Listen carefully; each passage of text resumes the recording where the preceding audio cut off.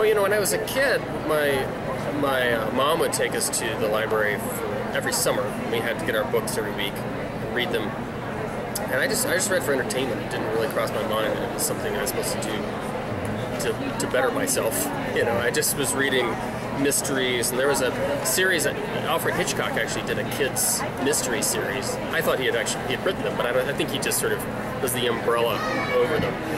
But I used to love them. They used to spook me so much. And then, you know, when I was 17, I decided I needed to start reading serious work.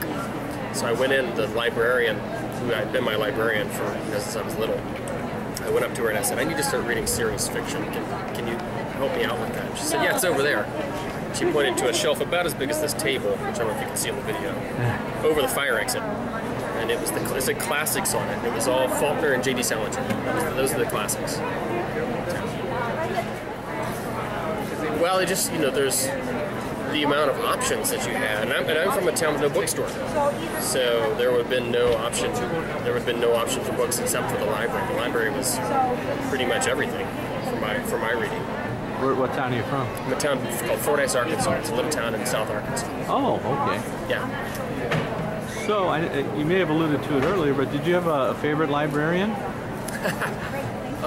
know, I loved my high school librarian. In part because, you know, she was very mothering towards me, and I was a sucker for that. Well, you know, as a writer, I'm a heavy researcher, and when you write a book, you know, I'm kind of a polymath around this stuff, and so I check out books on artificial intelligence and on computers and just on anything that comes to mind, and I collect them all. I normally use I work at Stanford, so I normally use the university library at Stanford, but I also use the San Francisco Public Libraries, just for, you know, reading as broadly as I can. It just seems like a lot of the budget cuts around education seem short-sighted to me.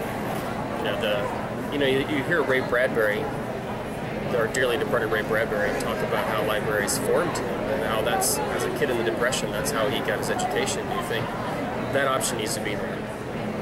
Well, this is my first book. It's called Working Theory of Love, and it's a novel that kind of threads together, you know, some love story aspects to it, along with the narrator's kind of search for resolution around his father's suicide. Through artificial intelligence. So he is actually building a talking computer to beat the Turing test, but he's using the diaries of his dead father.